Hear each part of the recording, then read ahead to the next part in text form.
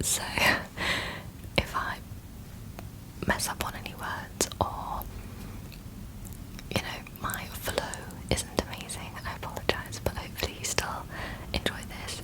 If anything, it might make you want to pick up the book yourself and read it. I will be reading off of my Kindle. I don't have the hard copy book, but this works for me. I use the sort of darker background because it's easier on my eyes when I'm trying to relax in bed. So anyway, I'm going to read chapter 1, which is called Skywoman Falling. In winter, when the green earth lies resting beneath a blanket of snow, this is the time for storytelling. The storytellers begin by calling upon those who came before, who passed the stories down to us, for we are only messengers. In the beginning there was the sky world. She fell like a maple seed pirouetting on an autumn breeze. A column of light streamed from a hole in the sky world, marking her path where only darkness had been before. It took her a long time to fall. In fear, or maybe hope, she clutched a bundle tightly in her hand. Hurtling downward, she saw only dark water below, but in that emptiness there were many eyes gazing up at the sudden shaft of light. They saw there a small object, a mere dust mote in the beam. As it grew closer, they could see that it was a woman, arms outstretched, long black hair billowing behind as she spiraled toward them. The geese nodded at one another and rose together from the water in a wave of goose music. She felt the beat of their wings as they flew, beneath to break her fall. Far from the only home she'd ever known, she caught her breath at the warm embrace of soft feathers as they gently carried her downward, and so it began. The geese could not hold the woman above water for much longer, so they called a council to decide what to do. Resting on their wings, she saw them all gather: loons, otters, swans, beavers, fish of all kinds. A great turtle floated in their midst and offered his back for her to rest upon. Gratefully she stepped from the goose wings onto the dome of his shell. The others understood that she needed land for her home and discussed how they might serve her need. The deep divers among them had heard of mud at the bottom of the water and had agreed to go find some.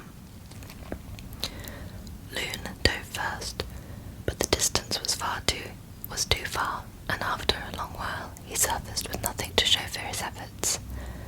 One by one, the other animals offered to help: otter, beaver, sturgeon. But the depth, the darkness, and the pressures were too great for even the strongest of swimmers.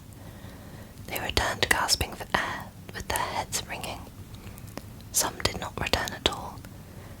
Soon only little Muskrat was left, the weakest diver of all. He volunteered to go, while the others looked on doubtfully.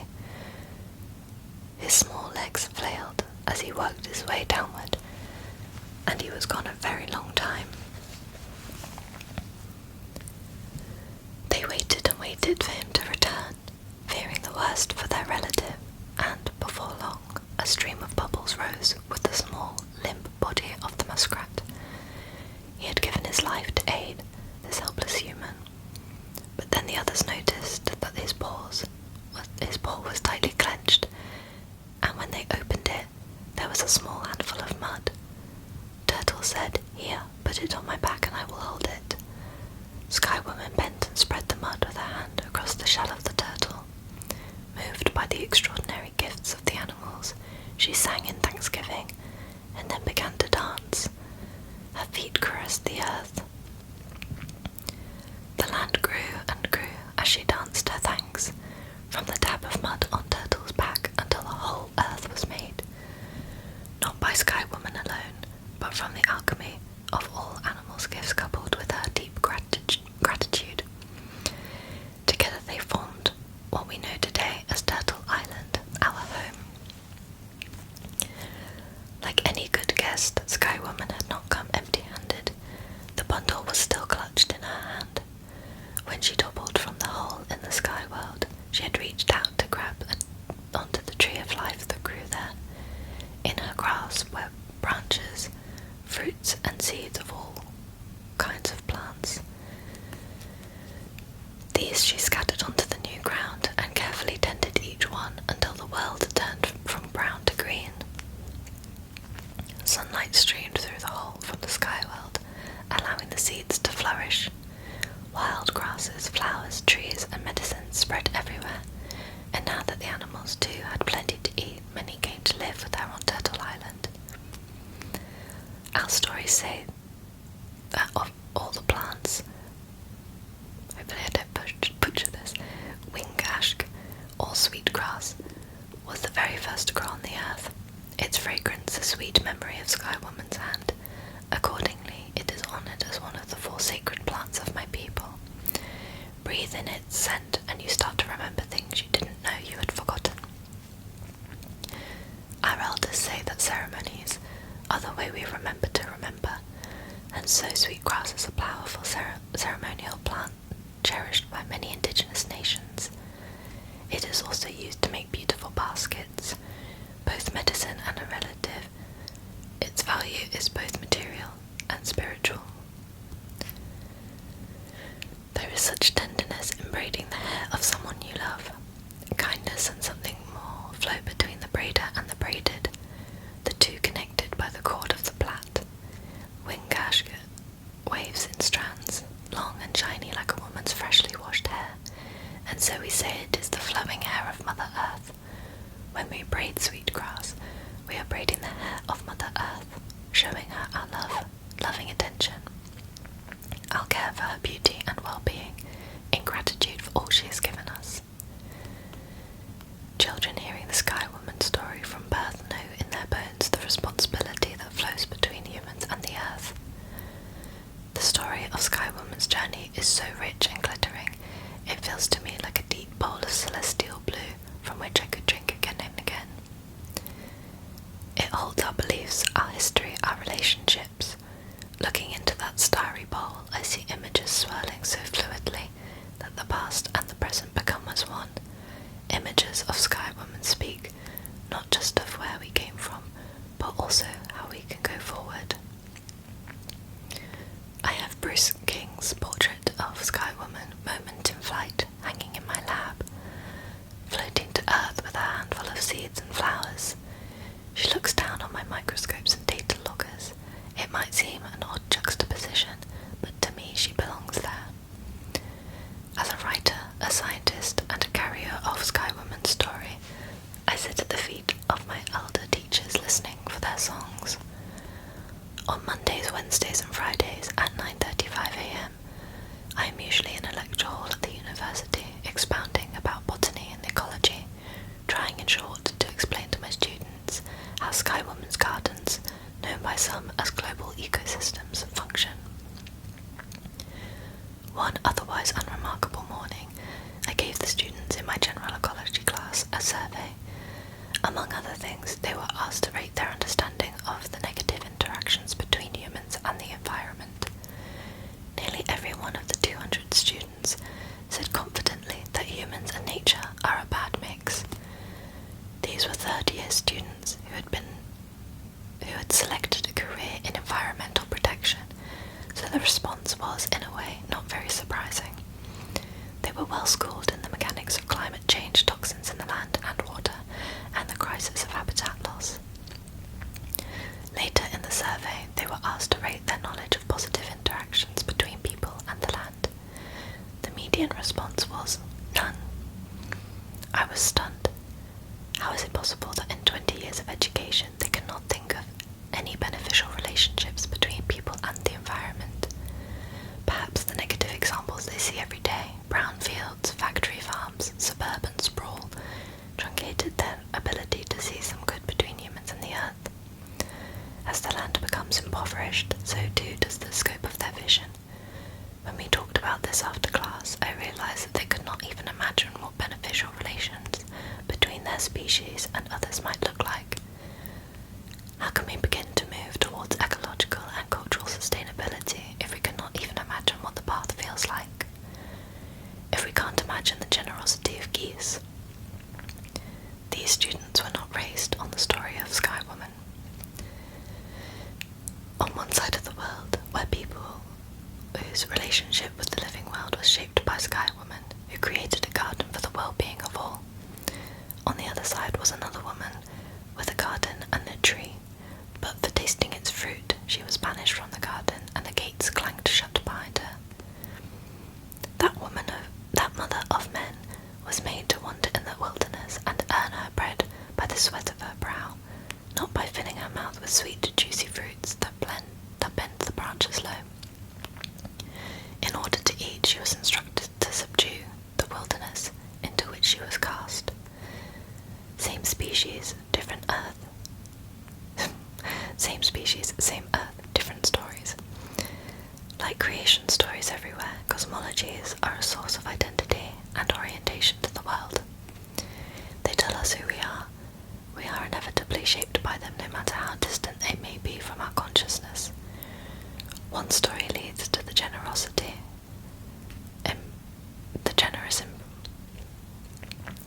One story leads to the generous embrace of the living world, the other to banishment. One woman is our ancestral gardener, a co-creator of the good green world that would be the home of her descendants. The other was an exile, just passing through an alien world on a rough road to hail her home in heaven. And then they met, the offspring of Skywoman and the children of Eve, and the land around us bears the scars of that meeting, the echoes of our stories.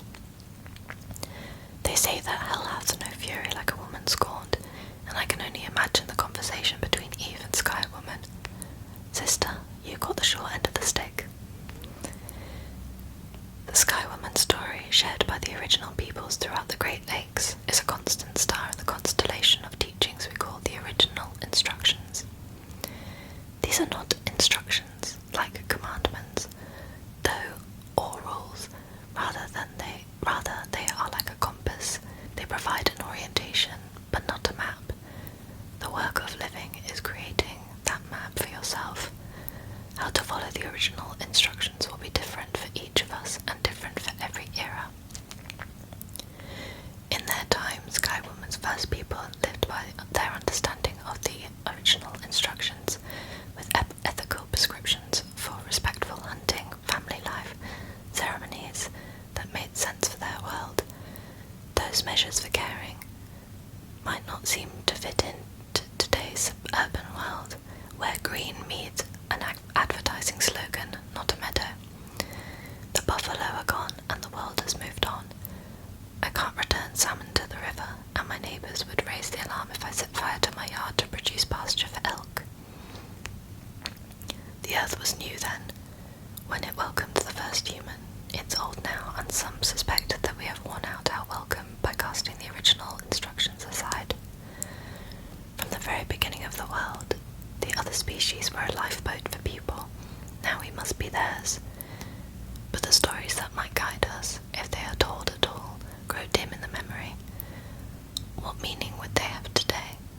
How can we translate from the stories at the world's beginnings to this hour so much closer to the end? The landscape has changed, but the story remains, and as I turn it over again and again, Skywoman seems to look me in the eye and ask, in return for this gift of a world on Turtle's back, what will I give in return? It is good to remember that the original woman herself was an immigrant. She fell a long way from her home in Skyworld, leaving behind all who knew her and who held her dear. She could never go back. Since 1492, most here are immigrants as well, perhaps arriving on Ellis Island without even knowing that Turtle Island rested beneath their feet. Some of my ancestors are Skywoman's people, and I belong to them. Some of my ancestors were the newer kind of immigrants too. A French fur trader, an Irish carpenter, a Welsh farmer. And here we all are, on Turtle Island, trying to make a home. Their stories of arrivals, with empty pockets and nothing but hope, resonate with Skywoman's. She came here with nothing but a handful of seeds and the slimmest of instructions to usual gifts and dreams for good, the same instructions we all carry. She accepted the gifts from the other beings with open hands and used them honourably. She shared the gifts she brought from Skyworld as she set business of flourishing, of making a home. Perhaps the Skywoman story endures because we too are always falling. Our lives, both personal and collective, share her trajectory. Whether we jump or are pushed, or the edge of the known world just crumbles at our feet, we fall, spinning into some place new and unexpected. Despite our fears of falling, the gifts of the world stand by to catch us. As we consider these instructions, it is also good to recall that when Skywoman arrived here, she did not come alone. She was pregnant. Knowing her grandchildren would inherit the world she left behind, she did not work for flourishing in her time only. It was through her actions of reciprocity, the give and the take with the land, that the original immigrant became indigenous. For all of us, becoming indigenous to a place means living as if your children's future mattered, to take care of the land as if our lives, both material and spiritual, depended on it. In the public arena, I've heard the Skywoman story told as a bauble of colourful folklore, but even when it is misunderstood, there is power in the telling. Most of my students have never heard the origin of this land, where they were born, but when I tell them, something begins to kindle behind their eyes. Can we all understand the Skywoman story, not as an artifact from the past, but as instructions from the future? Can a nation of immigrants once again follow our example to become native, to make a home? Look at the legacy of poor Eve's exile from Eden. The land shows the bruises of an abusive relationship. It's not just land that is broken, but more importantly, our relationship to land. As Gary Naban has written, we can't meaningfully proceed with healing, with restoration, without restory action. In other words, our relationship with land cannot heal until we hear its stories. But who will tell them? In the Western tradition, there is a recognized hierarchy of beings with, of course, the human being on top, the pinnacle of evolution, the darling of creation, and the plants at the bottom. But in native ways of knowing, human people are often referred to as the younger brothers of creation. We say that human has the least experience with how to live and thus the most to learn. We must look to our teachers among the other species for guidance. Their wisdom is apparent in the way that they live. They teach us by example. They've been on the earth far longer than we have been, and have had time to figure things out. They live both above and below ground, joining Skyworld to the earth. Plants know